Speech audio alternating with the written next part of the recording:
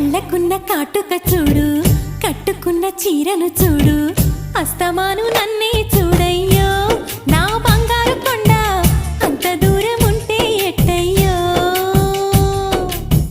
చెవులకున్న దుద్దులు చూసా, ముక్కుకున్న ముక్కెర చూసా, చూడమన్నవన్నీ చూశానే. నా పువ్వుల దండ చూపకుండా ఎన్నో దాచావే.